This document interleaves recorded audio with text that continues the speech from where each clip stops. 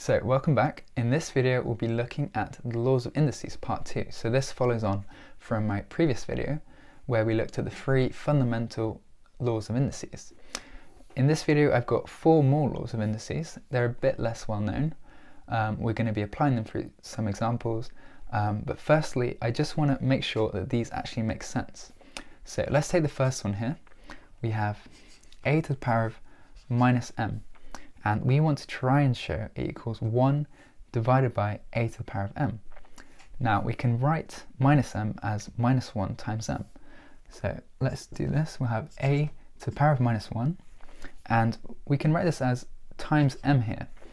And then we have a multiplication in the indices, and if you remember from before, we have by the multiplication rule, this we can factorize as minus 1 times m.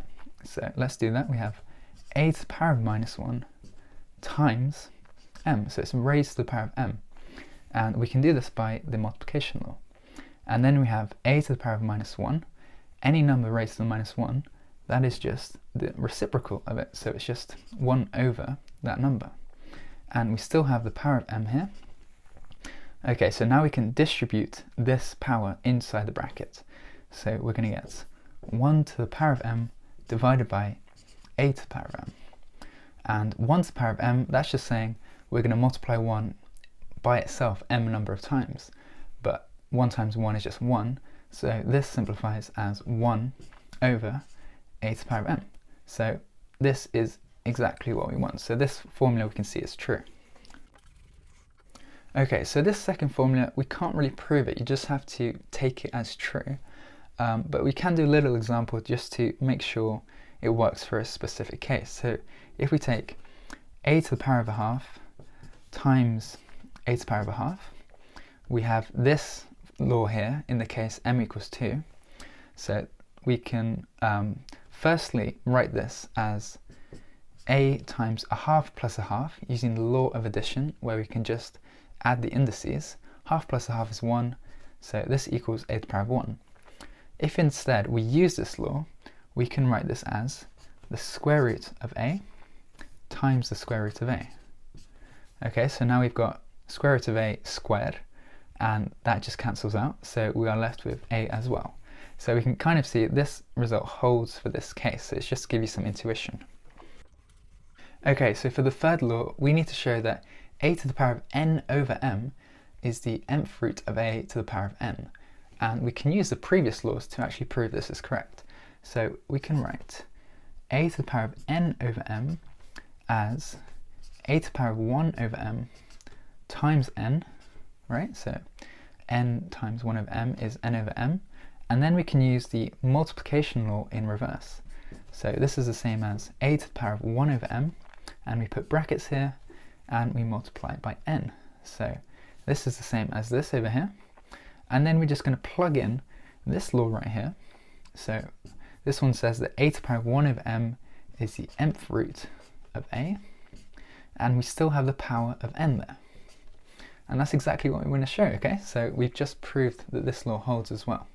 For the final law, it states that a to the power of 0 equals 1. This may seem a bit unintuitive.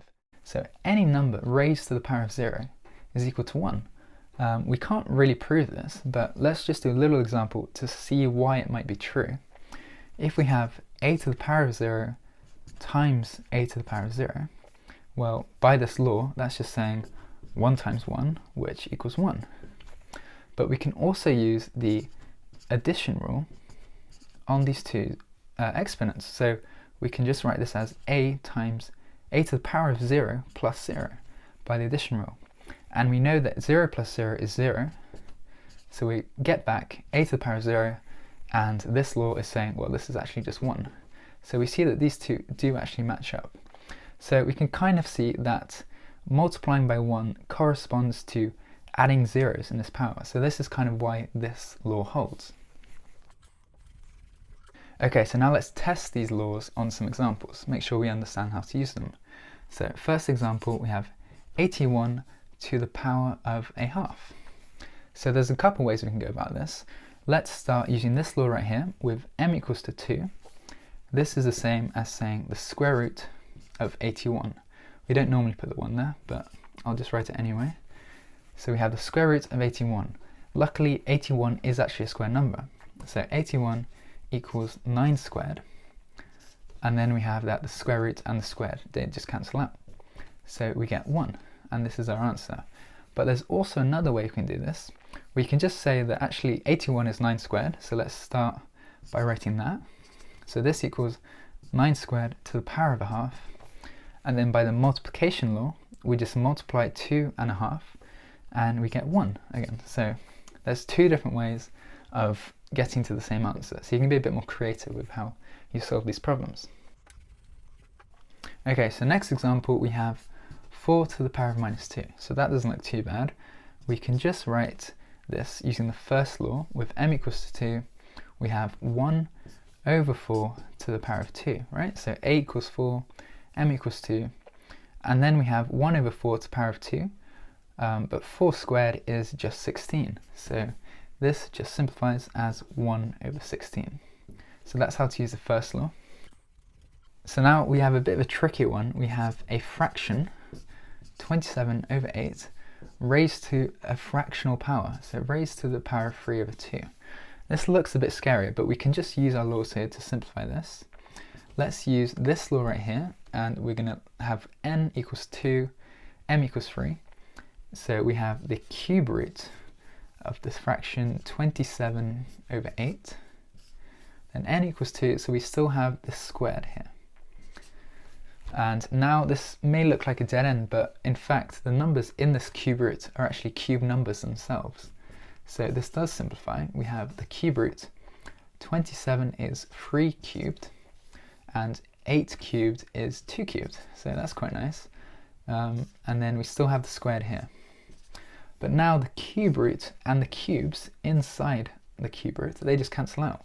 So what we're left with, we have 2 over 3 squared. And we can simplify this again, just to get 3 squared is 9, 2 squared is 4, and we get 9 over 4. Okay, so just as before, we can actually use a different approach.